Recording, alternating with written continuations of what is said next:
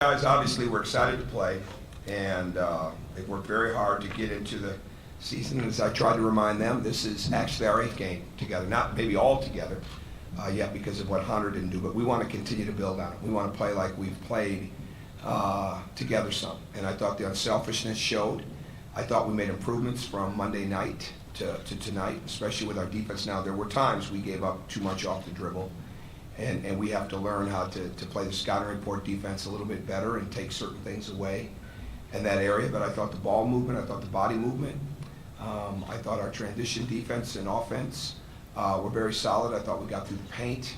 But again, the ball movement, and there's so much room for growth, you know, when you look at it as a coach, to understand our spacing and things of that nature, and even where more cuts can be, but they are really looking to move the ball. And the challenge at halftime was to get better in the game.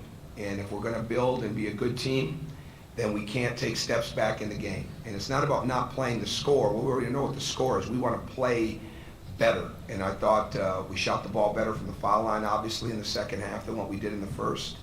We only had, I think, in the first 15 minutes, 2 turnovers. Yeah, that was much improved. Because we need to learn that even a couple of our turnovers, a couple sloppy plays, but the back tips, we're going to see that from people like SMU. We're going to see that from Pittsburgh. We're going to see that from Louisville. So the game is always giving you something, and it's always teaching you something for another game. And to me, the big thing for us was to be able to get the ball advanced, which we did a better job of in the second half, really throwing it ahead, continuing to use more of the court, and with some very good, I should say, I'm not going to say outstanding, but some very good individual performances. Jeremiah was not cleared until today, and it was great to get him out there. And certainly he's not all the way back. His conditioning is not even close, because he's pretty much been full court as much tonight as he has been since he's been back this week. But it was good, and the doctors had cleared him to go, so it was good to get him out there for that.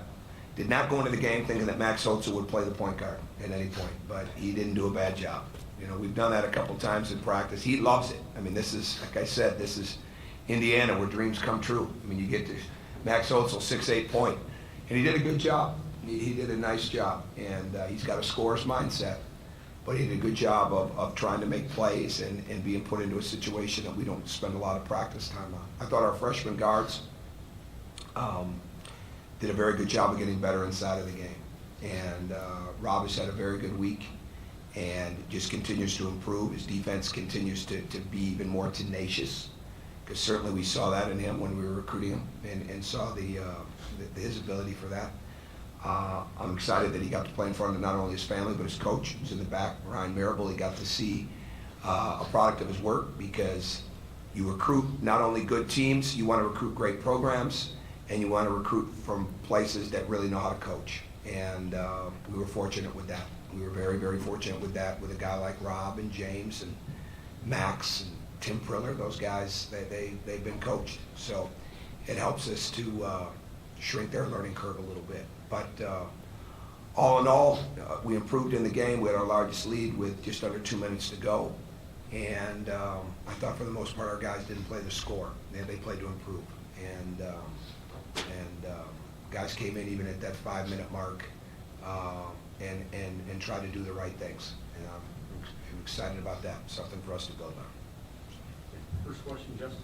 You talked about Max and scoring, but he had 9 rebounds too. I mean, how much, since you guys have gotten, how much better have you gotten in that area, just going to the boards, and how good can he be in that area? Well, we felt he could be a good rebounder, and we felt he could move well without the ball when we recruited him. Certainly his shooting gets your attention, but he's got some athleticism. I mean, if you could see the play he got hurt on in practice when he went to just absolutely rear it back and try to dunk on Hunter, you see his athleticism.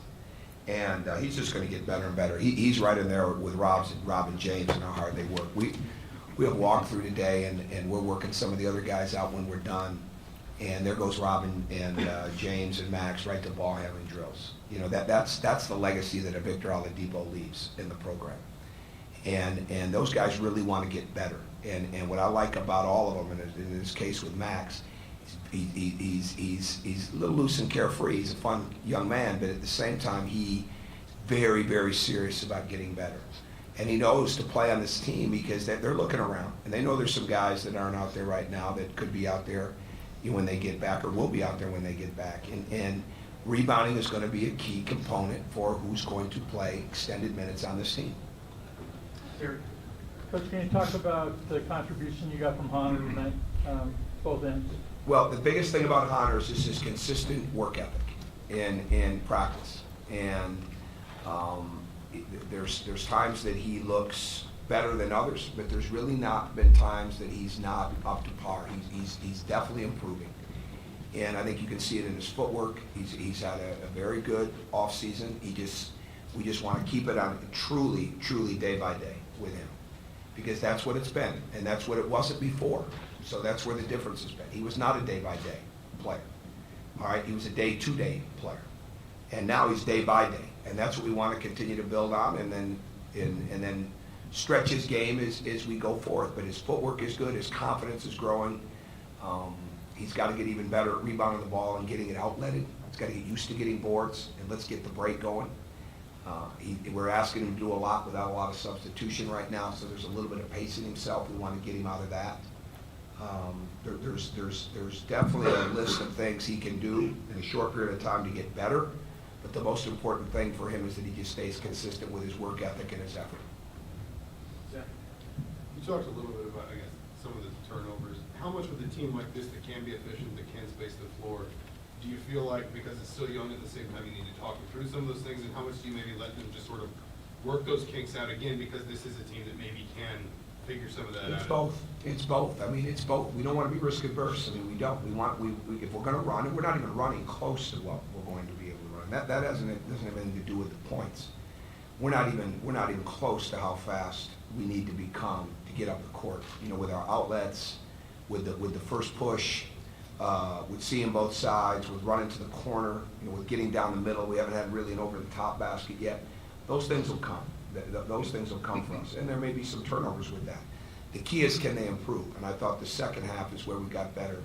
And again, to go 15 minutes, believe, right, JD? 15 minutes and only have 2 turnovers inside of that was improvement. So if you're going to play fast and if you're going to try to have a lot of possessions, there's going to be some that you wish you'd have back. But the best thing is when you're moving the ball and you're moving bodies and you play with unselfishness, you have a chance to knock those down. But give them credit. They were aggressive. And we haven't quite grasped how important it is to get the ball out in front yet. In fact, James was trying to bust it out in front and had a turnover in that. So we're learning. And James and Rob are being asked to do a lot, and they're capable of that. So with that will come more growth, just like it does for everybody else on the team. How much does Ryan Murray bring Well, that's tonight. What we saw from him is really what we would expect from him, and our challenge to him has been to be more physical, and play with more confidence, and create the first contact. And you saw tonight he moves without the ball, and he didn't play tentative tonight. We want him to play confident, but he's got to be. He's not going to gain 25, 30 pounds over the next couple of weeks, but he can get lower. He can play with better technique. He can, like I said, make that first hit, give the first contact, but he can stretch the floor. I think that first shot did wonders for him, knocking that down, because he's definitely a good shooter. And there's another guy. He's been very well coached by Scott Davenport. He was very well coached in high school, and he's a 3.96 student. I mean, he's got a lot going in the Kelly School. He's got a lot going for him, and we'd love for him to help us in games and not only in practice. Tom, Tim Triller has become sort of like the rock star. I don't know how much he's going to play, but every time he goes in, there's a jolt from the crowd. What are you looking for from him if you get a kick out of it? Well, I think the biggest thing to me is that Tim knows who he is right now, but at the same time, Tim doesn't have any clue how good he can be. And it's not all of a sudden that he's going to become a windmill dunker, and we're not going to be throwing a lot of alley-oops to him and things of that nature. But he's a position player. He's very, very conscientious. He doesn't want to make mistakes, but he's gaining activity. He's light on his feet, And he's got to sprint a little bit better. He's got to run into the boards a little more. But he wants to learn. He's very hungry to learn. And I think there's going to be a night he's going to knock down a couple of threes and get hot. And that's one of the reasons that we recruited him. He was a 52% three-point shooter in high school. But he's got to be a position player. He's got to be a guy that can position himself for boards and be active with his hands. And that to me is really, really important moving forward for him. So that the crowd likes him, I think that's nice, you know. But, you know, I see him sometimes, and I reminisce of being a child watching Scooby-Doo and seeing Shaggy, you know, and especially when he grows that little 3-day beard of his. But other times I see a guy that can get better, and his teammates love him. I mean, his teammates love him, and because he really wants to be good, he really wants to work at it, and he wants to do the right thing. So I'm excited for his growth.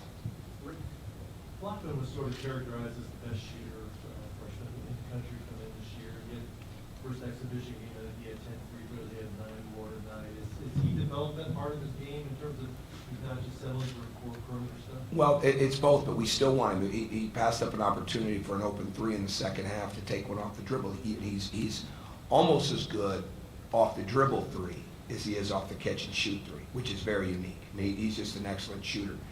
But he's going to get better because he's going, and we saw some improvements tonight in the sense of putting the ball out in front, dropping his shoulder. He's got to use the glass better. You know, sometimes he floats the ball up rather than shoot the ball. And to me, he's very, very conscientious about being an all-around player. He takes defense very personally. He's really working at that to get better with his footwork. And a lot of it is, it's not athleticism, it's footwork. It's just getting the details of his feet down and understanding how to play people. But we don't want him to get away from knocking down threes. But at the same time, as he gets more explosive with pushing the dribble out and dropping that shoulder, and his strength, he's gained a lot of strength in a year. I mean, a lot of strength.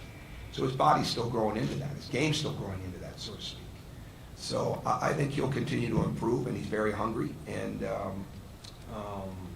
that's the bottom line. When you got a guy like that wants to be great, is very serious about his work, that doesn't take himself serious. He's confident, but he doesn't take himself serious that he's all this or he's all that. He's got a tremendous work ethic. Rob's the same way. I mean, those two spend a lot of time in that gym. And they're not just in there playing horse. I mean, they're in there getting after it and working on their game. When you have that, they're going to continue to improve. I thought Rob's improvement in a week, just with his head up in the game, playing with his eyes up, has been big, you know, because we knew it's going to come. And now it's going to continue to come against better opponents. We know that. But he's seeing the benefits of playing with that head up and what can happen and how he can find people and at the same time get to the rim. So they're growing into their games, and I think they'll continue to do that. One more question, Sam? Coach, we talk about the efficiency of the offense there, the streak where 14 minutes of playing with just 3 shots. Yeah, I haven't looked that far ahead into it. Is that just a sign of what the offense can do? Well, I hope so. I mean, we shot it well tonight. We got open looks, and I'm not as. It's way too early to start.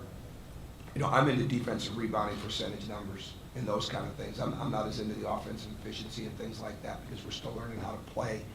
I'm more into what's our spacing like. You know, are we reading our cuts?